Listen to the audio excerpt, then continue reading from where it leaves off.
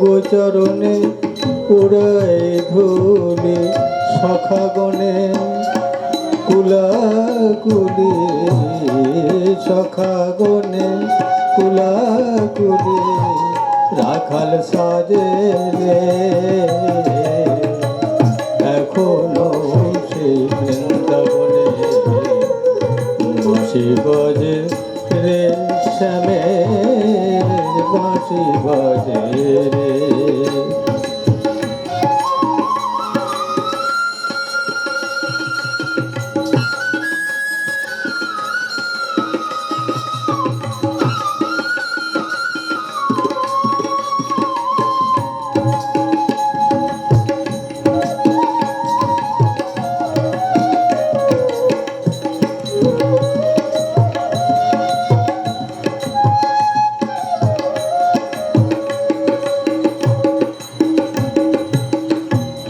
এখনো সেই নীল যমুনা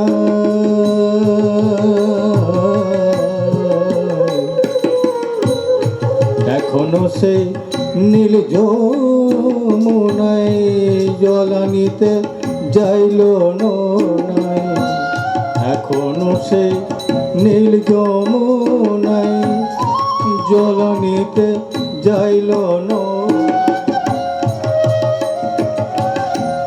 কৃষ্ণ আসে সেই ছলনা কৃষ্ণ আসে সেই ছলনা কদম তলে রে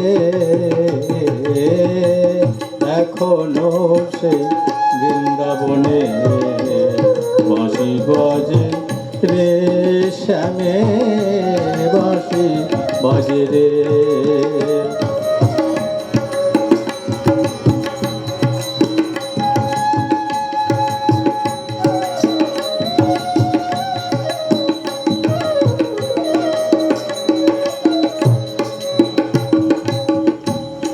আশা ছিল মনে মনে যাব আমি বৃন্দাবন আশা ছিল মনে মনে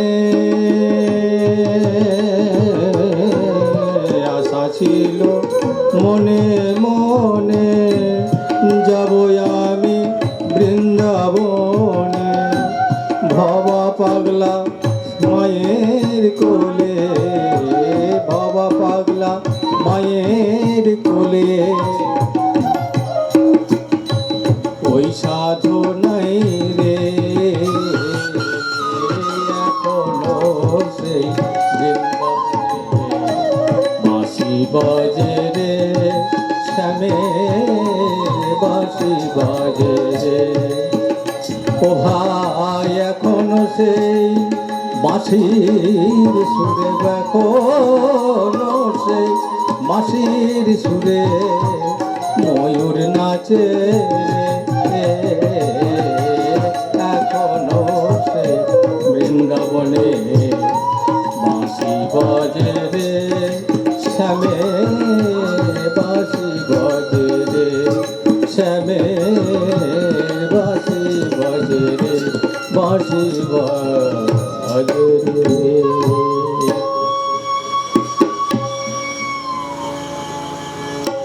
জয় মহামায়া, জয় শ্রীমদ্ ভাগবত গীতা। স্বর্গীয় পুণ্যাত্মা পরম কর্মযোগী শ্রী দুর্গেশগিরি মহারাজের আবির্ভাব দিবসের পুণ্য অনুষ্ঠানে পুণ্য আসরে আমরা শ্রীমদ্ ভাগবত গীতার ৩য় অধ্যায় কর্মযোগ অনুধ্যান করার চেষ্টা করব। শ্রী দুর্গেশগিরি মহারাজ সন্ন্যাসী, তার যে কর্মধারা কর্মভাবনা তার যে কর্মকাণ্ড আমাদের এই ক্ষুদ্র অনুভবে ক্ষুদ্র দৃষ্টিতে তাকে তো আমার একজন কর্মযোগী বলে মনে হয়েছে। তাই বাবা কর্মযোগ পাঠ করা কি অন্যায় হবে? কিছুটা অনুধ্যান করার চেষ্টা করি। আগেই বলেছি উচ্চারণ বা কোনো রকম ভুল ত্রুটি হলে বাবা আমায় ক্ষমা করবেন। আমরা কর্মযোগ পাঠ করার চেষ্টা করছি। জয় মহামায়া। কর্মযোগ, এই জড়জগতের প্রত্যেককেই কোনো না কোনো ধরনের কাজে নিযুক্ত থাকতে হয়, কিন্তু সকল মানুষকেই এই জগতের বন্ধনে আবদ্ধ করতে পারে সেই কর্ম, আবার সেই কর্ম তা থেকে মুক্ত করেও দিতে পারে। স্বার্থ চিন্তা ব্যতি রেখে পরমেশ্বরের সন্তুষ্টি বিধানের মাধ্যমে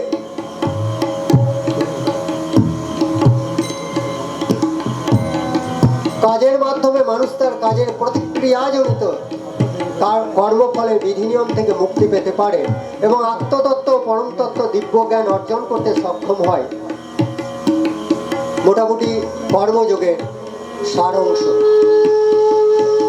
কর্মযোগের প্রথম শ্লোক অর্জুন উবাচ। অর্জুনের সংশয় এখনো যায়নি। अर्जुन उवाच जैसी चेत कर्म नस्ते मता बुद्धि जनार्दन तत्किं कर्माणि घोरे मामो नियोजयसि केशव। अर्जुन বললেন, হে জনার্দন, হে কেশব, যদি তোমার মতে কর্ম অপেক্ষা ভক্তি বিষয়নী বুদ্ধি শ্রেয়তর হয়, তাহলে এই ভয়ানক যুদ্ধে কেন আমাকে প্ররোচিত করছো ভয়ানক যুদ্ধ করার জন্য? শ্রেণ ইব বাক্যেন বুদ্ধির মোহসি ইবমে তদেকং বদ নিশ্চিত্তেন শ্রেয় অহম আপ্নুয়াম। তুমি যেন দ্ব্যর্থবোধক ভাষায় দ্ব্যর্থবোধক বাক্যের দ্বারা আমার বুদ্ধি বিভ্রান্ত করছো। হে মধুসূদন, দয়া করে আমাকে বলো নিশ্চিতভাবে আমি আমার পক্ষে কোন রাস্তাটি শ্রেয়স্কর, ভক্তিযোগ, কর্মযোগ, জ্ঞানযোগ? তৃতীয় অধ্যায়ে ভগবান বলতেছেন, শ্রী ভগবান উবাচ লোকে অস্মিন দ্বিবিধা নিষ্ঠা পুরা প্রোক্তা ময়া অনুভব জ্ঞান যোগেন সংঘনা কর্মযোগেন যোগিনা। ভগবান বললেন, হে অর্জুন, আমি ইতিপূর্বে ব্যাখ্যা করেছি যে দুই প্রকার মানুষ অধ্যাত্ম চেতনা উপলব্ধি করার চেষ্টা করে। কিছু লোক দার্শনিক জ্ঞানের দ্বারা, আর অন্যেরা তা আবার ভক্তির মাধ্যমে জানতে চায়। তবে ভগবান আরো বলছেন, ন কর্ম নাম নারম্য নৈষ্কর্ম পুরুষ শ্রুতে নচ সন্ন্যাসনাথ এব সিদ্ধিম সমধিগচ্ছতি। কেবল কর্মের অনুষ্ঠান না করার মাধ্যমে কেউ কর্মের বন্ধন থেকে মুক্ত হতে পারে না, আবার কর্ম ত্যাগের মাধ্যমে সিদ্ধি লাভ করা যায় না। নহি কশ্চিৎ কর্মপি জাত তিষ্ঠতি অকর্মকৃত কার্যতেহি অবশ্য কর্ম সর্ববিধি জয় গুণই। সকলেই অসহায়ভাবে মায়াজাত গুণের দ্বারা প্রভাবিত হয়ে কর্ম করতে বাধ্য হয়, তাই কর্ম না করে কেউ ক্ষণকাল থাকতে পারে না।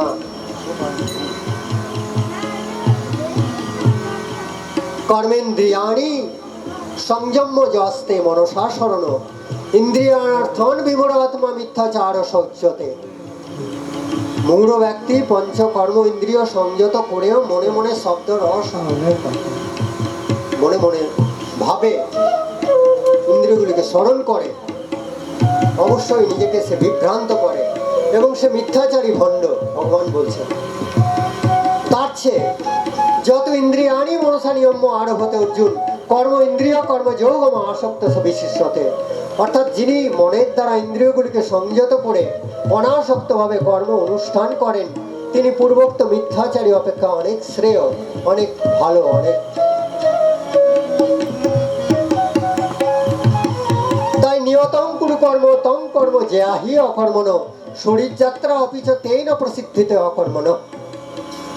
তুমি শাস্ত্রোক্ত কর্ম অনুষ্ঠান করো, কেননা কর্ম ত্যাগ থেকে কর্ম অনুষ্ঠান শ্রেয়। কর্ম না করে কেউ দেহযাত্রা নির্বাহ করতে পারে না, কেউ বাবা শ্বাস প্রশ্বাসটুকুও ফেলতে পারে না। কর্ম করতেই হয়। যজ্ঞার্থাৎ কর্ম নত অন্যত্র লোক এয়ম কর্ম বন্ধন ততর্থম কর্ম কৌন্তেয় মুক্ত সঙ্গ সমাচার। অর্থাৎ পরম স্রষ্টার প্রীতি সম্পাদন করার জন্য কর্ম করো, তা না হলে কর্ম জীবকে জগতের বন্ধনে আবদ্ধ করে। তাই হে কৌন্তেয়, ভগবানের সন্তুষ্টি বিধানের জন্য কেবল তোমার কর্তব্য অনুষ্ঠান করো এবং তার ফলে তুমি সদা সর্বদা জড়জগতের বন্ধন থেকে মুক্ত থাকতে পারবে। তারপরে ভগবান বলছেন, সহযোগ্য প্রজা সৃষ্টা পুরাবাচ প্রজাপতি অনেন প্রসবিষ্যম এস অবস্তু ইষ্ট কামাধুক। সৃষ্টির প্রারম্ভে পরমেশ্বর ভগবান যজ্ঞ সহ প্রজা সৃষ্টি করে বলেছিলেন, এই দেখো, এই যজ্ঞের দ্বারা তোমরা সর্বদা সমৃদ্ধ হও, এই যজ্ঞ তোমাদের সমস্ত অভীষ্ট পূরণ করবে। তারপর বললেন, দেবান ভবেয়তা অনেনতে দেব ভবেয়ন্তব পরস্পরম ভবেয়ন্ত শ্রেয় পরম অবাপ্সত। তোমাদের যজ্ঞ অনুষ্ঠানে প্রীত হয়ে দেবতারা তোমাদের প্রীতি সাধন করবেন। এইভাবে পরস্পরের প্রীতি সম্পাদন করার মাধ্যমে তোমরা পরম মঙ্গল লাভ করবে।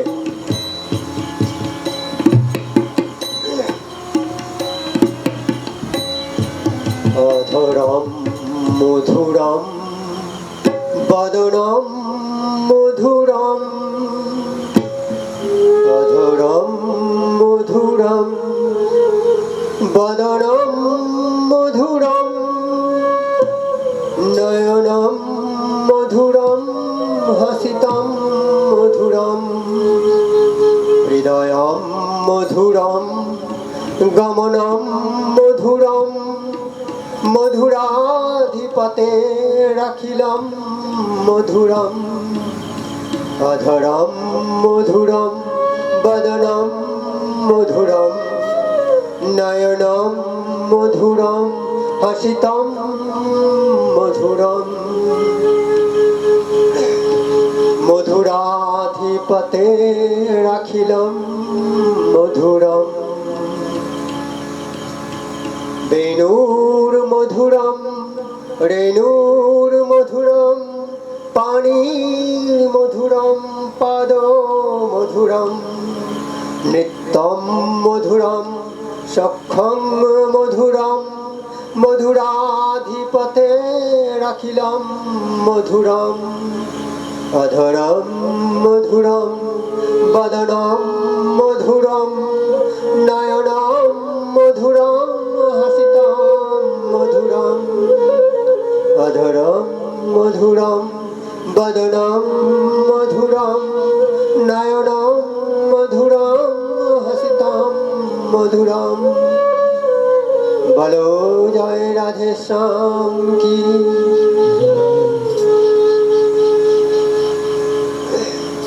এরপর ভগবান দ্বাদশতম শ্লোকে বলছেন, ইষ্টান ভোগান ইব দেবা দাস্যন্তে যজ্ঞ ভাবিতা তৈ দত্তান প্রদায়ে ভজ ভুঙ্ক্তে স্তেনে বস। নাকি যজ্ঞের ফলে সন্তুষ্ট হয়ে দেবতারা তোমাদের যে বাঞ্ছিত ভোগ্য বস্তু প্রদান করেন, তো সেই ভোগ্য বস্তু তোমরা দেবতাদের আগে নিবেদন না করে ভোগ করাটা চৌর্য বৃত্তির লক্ষণ। নিবেদন না করে বাবা কি খেতে বসে মন্ত্র বলে দিলাম, হ্যাঁ এটাও। তাছাড়া কি, আমি কিছুদিন আগে এক সন্ন্যাসী মহারাজকে প্রশ্ন করেছিলাম, তো সাধু বাবাকে বললাম, বাবা এই নিবেদন করাটি কি, মানে এটা কি? আর নিবেদন করাটা আমাদের গুরুদেব আমাকে বলেছিলেন যে তুই যদি তিনখানা রুটি তৈরি করিস, তিনখানা রুটি তৈরি করে একখানা কোনো অভুক্ত মানুষকে দিবি, একখানা রুটি মনুষ্যতর প্রাণী অর্থাৎ পশু পাখি এদেরকে দিবি, আর একখানা নিজে গ্রহণ করবি। এটাই হচ্ছে নিবেদন। আমাদের গ্রাম বাংলায় একটা লোক কথা প্রচলিত আছে না, আমি সেই চাষির ছেলে মাঠে বুনি ধান, আমি সেই চাষির ছেলে মাঠে বুনি ধান, প্রথমে দিই পাক পাখুড়ি করে, তারপর তারপর করি লবান, অর্থাৎ চাষে ধান বুনি, আমি জন্মাই শস্য, তারপর সেটা পাখি পশু পাখিকে দিই, তারপর আমি নিজে লবান করি, নবান্ন করি। বলো জয় রাধে শ্যাম কি। তারপরের শ্লোকে ভগবান বলছেন, যজ্ঞশিষ্ট শীন সন্ত মুচ্যতে সর্বকিল বিষয় ভুঞ্জতে তখন পাপাজ পচন্তি আত্মকর্ণা।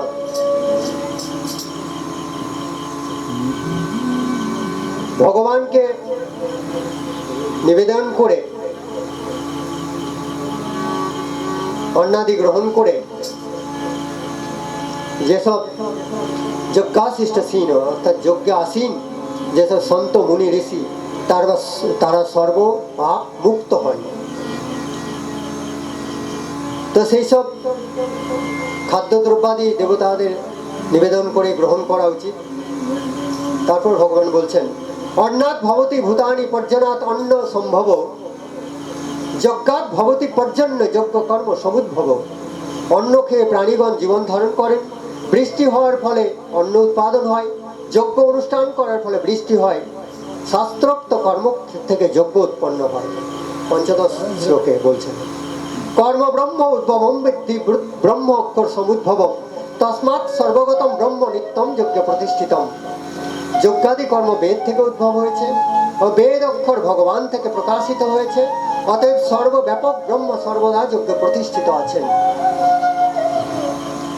তারপর বলছেন, এবং প্রবর্তিতম চক্রম ন অনুবর্তয়ন্তি ইহজ অঘায়ু ইন্দ্রিয়ারম মোঘম পার্থ সে জীবতি। হে অর্জুন, যে ব্যক্তি এই প্রকারে ভগবান কর্তৃক প্রবর্তিত যজ্ঞ অনুষ্ঠানের পন্থা অনুসরণ করেন না, সে ইন্দ্র সুখ পরায়ণ ব্যক্তি বৃথা জীবন ধারণ করে। তারপরে বলছেন, যত আত্মরতি এই বর্ষাত আত্মতৃপ্ত চ মানব আত্মনে এই বচ সন্তুষ্ট তস্য কার্যম ন বিদ্যতে।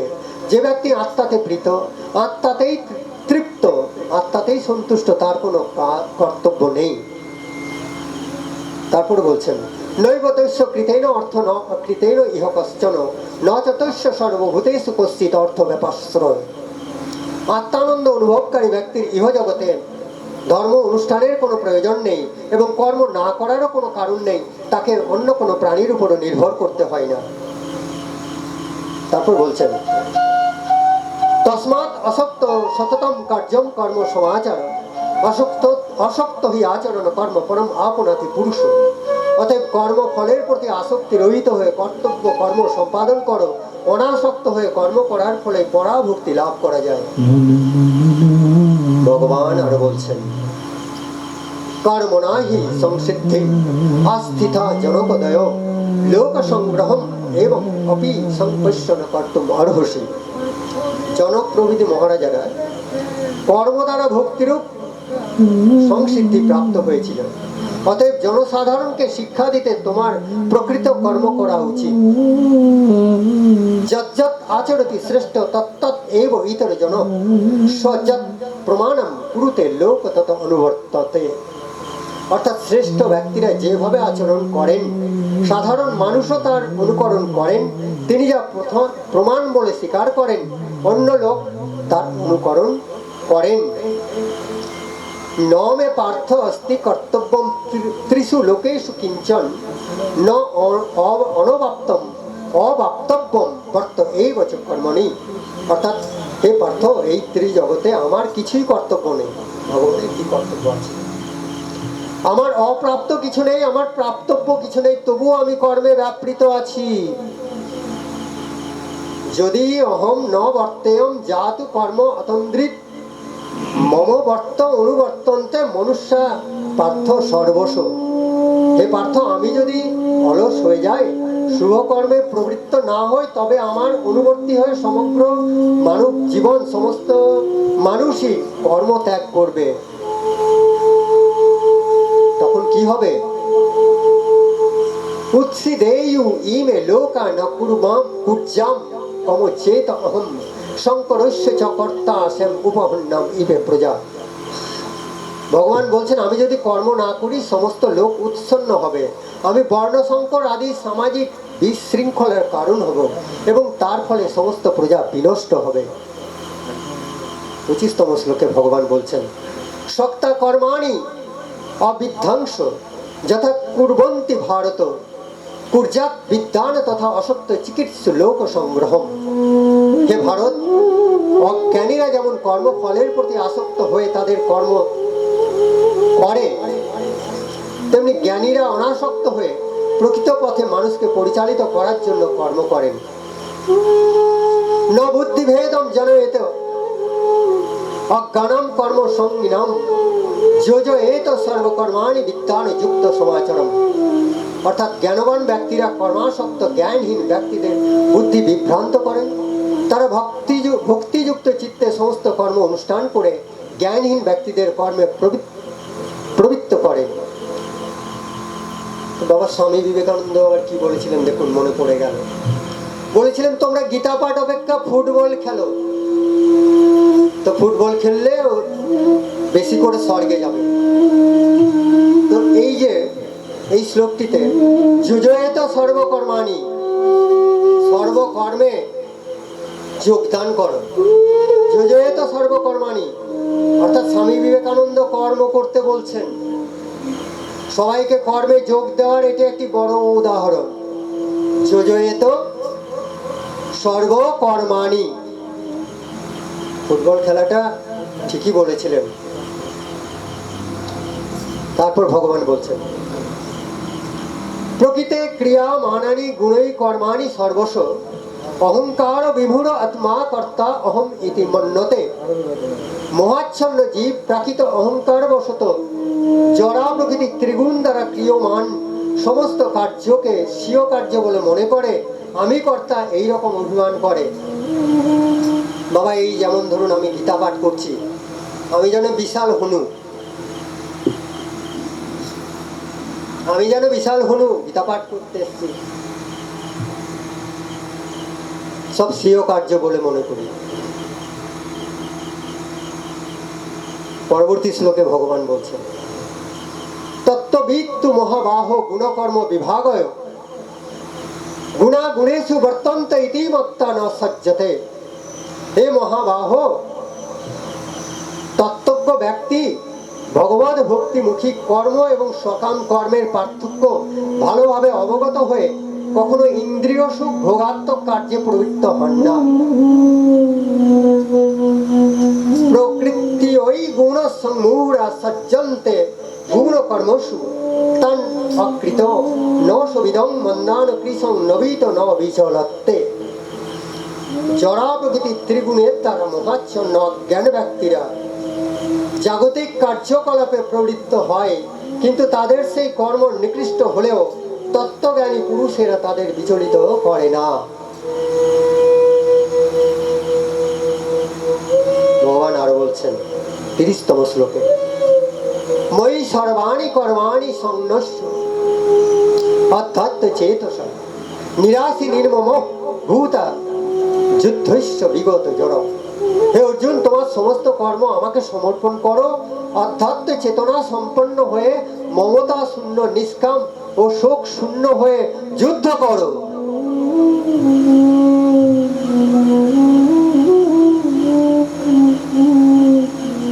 যে মে মতম ইদম নিত্যম অনুতিষ্ঠন্তি মানবা শ্রদ্ধাবন্ত অনুসন্ত মুচ্যন্তে তে অপি কর্মভি। আমার নির্দেশ অনুসারে শ্রদ্ধাবান এবং মাৎসর্য রহিত যিনি তার কর্তব্য কর্ম অনুষ্ঠান করেন, তিনি কর্মবন্ধন থেকে মুক্ত হন। ধর্মপতি কর্মপতি, ধর্মপতি কর্মপতি, পতির পতি সবার পতি। ধর্মপতি কর্মপতি লক্ষ্মীপতি নারায়ণ, আমি অতি অভাজন রাখো তব চরণে।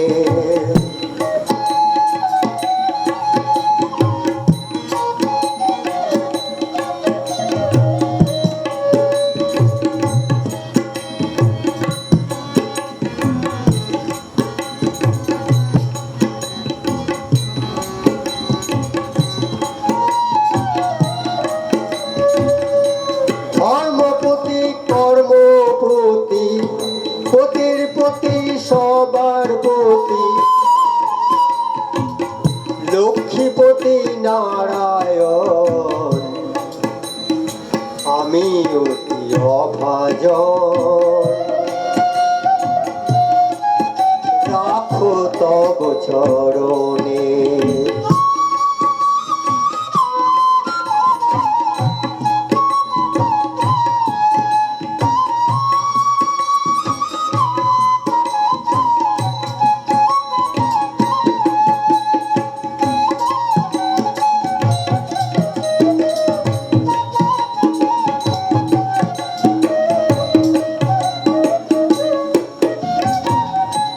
আমি অতি অভাজন, রাখো তব চরণে।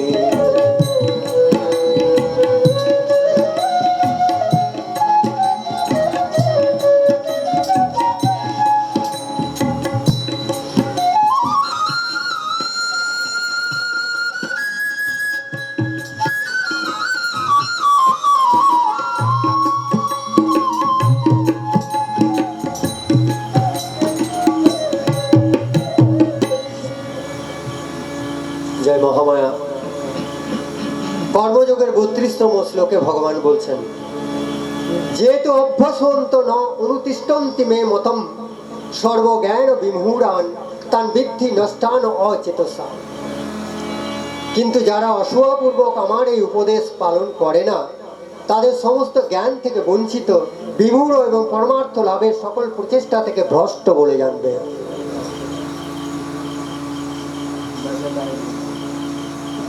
সদৃশম চেষ্টতে শশা প্রকৃতে জ্ঞানবান অপি প্রকৃতিম জানতি ভূতানি নিগ্রহ কিম করিষ্যতি। গুণবান ব্যক্তিও তার প্রকৃতি অনুসারে কাজ করেন, কারণ সকলেই তাদের স্বীয় স্বভাবকে অনুগমন করেন, সুতরাং দমন করে কি লাভ।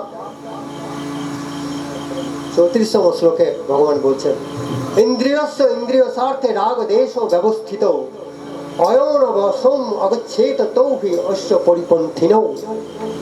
সমস্ত জীবই ইন্দ্রিয় গ্রাহ্য বস্তুতে আসক্তি অথবা বিরক্তি অনুভব করে, কিন্তু এইভাবে ইন্দ্রিয় এবং ইন্দ্রিয় বিষয়ের বশীভূত হওয়া উচিত নয়, কারণ তা পরমার্থিক প্রগতির পথে প্রতিবন্ধক।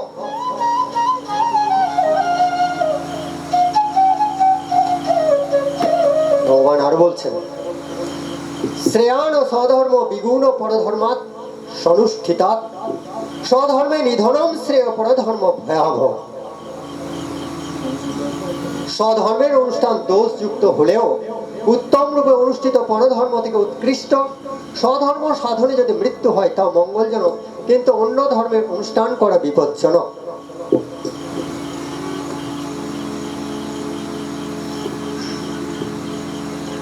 ছত্রিশতম শ্লোকে আমরা এসে গেছি।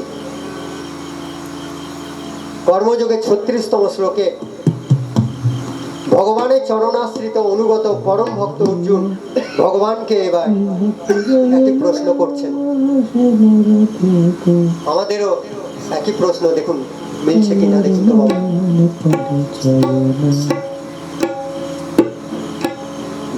আমরা এগুলো অনেকেই জানতে চাই। আমরা যদি সবাই ভগবানের সৃষ্ট, ভগবান যদি আমাদের সবাইকে সৃষ্টি করেছেন, তাহলে আমাদের কেউ ভালো কেউ মন্দ কি করে হয়? অর্জুন বলছেন, জিজ্ঞাসা করছেন, দেখুন, অথ কেন প্রযুক্ত অয়ং পাপম চরতি পুরুষ অনিচ্ছন্ন অপি বার্ষ্ণেয় বলাতীব নিয়োজিত। অর্থাৎ হে বার্ষ্ণেয়, মানুষ কার দ্বারা চালিত হয়ে অনিচ্ছা সত্ত্বেও যেন বলপূর্বক নিয়োজিত হয়ে পাপ আচরণে প্রবৃত্ত হয়।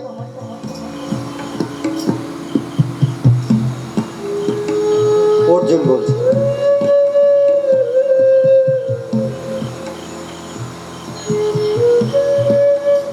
ভগবান বলছেন যে কেন হয় শোনো অর্জুন।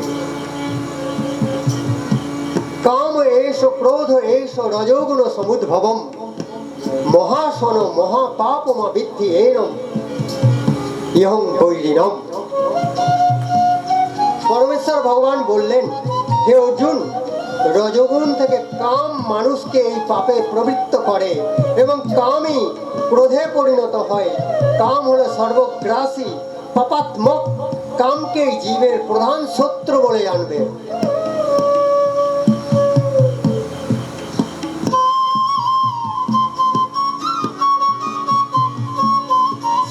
শ্রীল প্রভুপাদ এই শ্লোকের তাৎপর্য ব্যাখ্যা করেছেন, যদিও কাম ভগবানেরই সৃষ্ট, ভগবানই এটির উৎপত্তি কারক, কারণ কামের উৎস ভগবান নিজেই। সৃষ্টি তত্ত্বের বীজ এখানেই লুকিয়ে আছে।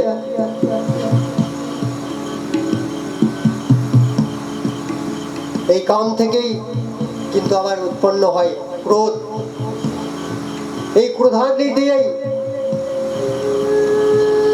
ভগবান রামচন্দ্রের পরম ভক্ত হনুমান পাপাচারী রাবণের লঙ্কা ভস্মীভূত করেছিলেন। বাবা, আমরা দেখেছি চাকু ছুরি দিয়ে কারোর ক্ষতি করা যায়, আবার সেই চাকু ছুরি দিয়েই কোন শল্য চিকিৎসক কোন রোগীর শল্য চিকিৎসার দ্বারা রোগীকে সুস্থ করেন। তাহলে কামকে আমরা রজগুণ তমগুণ থেকে যদি সত্যগুণে উপনীত করতে পারি, নিয়ে যেতে পারি, সেই কাম আমাদেরকে স্বর্গীয় স্তরে উন্নীত করতে পারে। শ্রীল প্রভুপাদ তার ব্যাখ্যায় বলেছেন।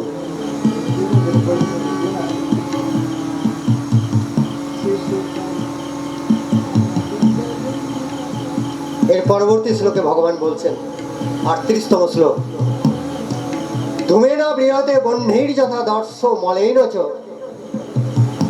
ধূমেনা প্রিয়তে বহ্নির যথা দর্শ মলেন চ, যথা উল্বেন আবৃত গর্ভ তথা তেন ইদম আবৃতম।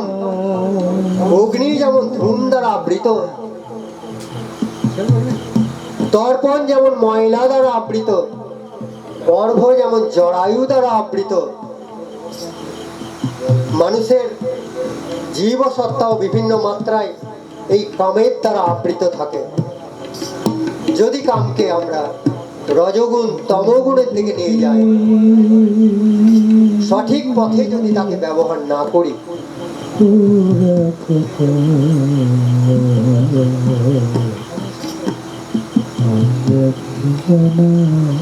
আবৃতম জ্ঞানম এতেন জ্ঞানিনম নিত্য বৈরিণা কাম রূপেণ কৌন্তেয় দুষ্পুরেণ অনলেন চ। কামরূপ চিরশত্রুর দ্বারা মানুষের শুদ্ধ চেতনা আবৃত থাকে। এই কাম দুর্বারিত, অগ্নির্গত, চির অতৃপ্ত। ভগবান বলছেন, ইন্দ্রিয়াণি মনোবুদ্ধি অশ্য অধিষ্ঠানম উচ্যতে এতই বিমোহয়তি এষ জ্ঞানম আবৃত দেহিনম। ইন্দ্রিয় সমূহ মন এবং বুদ্ধি এই কামের আশ্রয় স্থল, যার মাধ্যমে কাম জীবের প্রকৃত জ্ঞানকে আচ্ছন্ন করে, তাকে বিভ্রান্ত করে। 41তম শ্লোকে ভগবান বলছেন, তস্মাৎ তম ইন্দ্রিয়াণি আদৌ নিয়ম্য ভরতর্ষ পাপমানম প্রজাহি এনম জ্ঞান বিজ্ঞান নাশনম। অতএব হে ভারত শ্রেষ্ঠ, তুমি প্রথমে ইন্দ্রিয়গুলিকে নিয়ন্ত্রিত করার মাধ্যমে জ্ঞান বিজ্ঞান নাশক পাপের প্রতীক রূপ কামকে বিনাশ করো।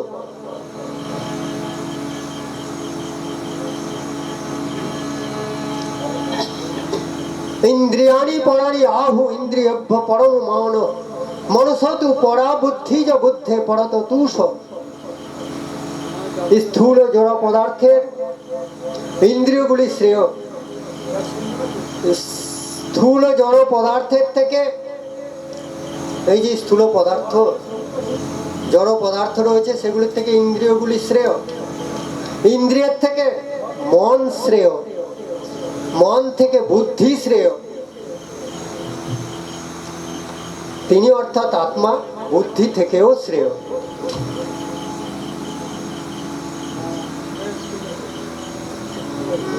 অতি গুচ্ছ কথা। ভগবান না বুঝিয়ে দিলে স্বয়ং অর্জুন বুঝতে পারেনি, তা আমরা কি করে বুঝবো বাবা?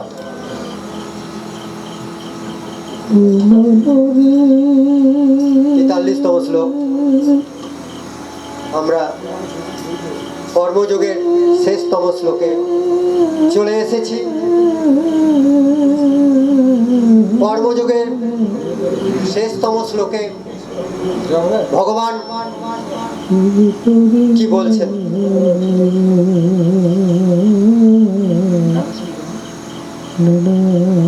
ভগবান বাচি एवं बुद्धे परम बुद्धा संस्तभ्य आत्मौनम आत्मौना जहि सत्रम महाबाहो कामरूपम दुरासदम। অর্থাৎ হে মহাবীর অর্জুন, নিজেকে জড় ইন্দ্রিয় মন এবং বুদ্ধির অতীত জেনে চিৎ শক্তি দ্বারা নিকৃষ্ট বৃত্তিকে সংযত করে কামরূপ দুর্জয় শত্রুকে জয় করো। জয় রাধে শ্যাম কি জয়। ওম তৎসদিতি শ্রীমদ্ভাগবত গীতাসু উপনিষৎসু ব্রহ্ম বিদ্যায়াং যোগশাস্ত্রে শ্রীকৃষ্ণার্জুন সংবাদে কর্মযোগ নাম তৃতীয় অধ্যায় সমাপ্তম। ওম শান্তি ওম শান্তি ওম শান্তি। জয় রাধে শ্যাম কি জয়। জয় বাবা বক্রেশ্বর কি জয়। জয় শ্রী গণেশ জি কি জয়। জয় শ্রী দুর্গেশ মহারাজ কি জয়।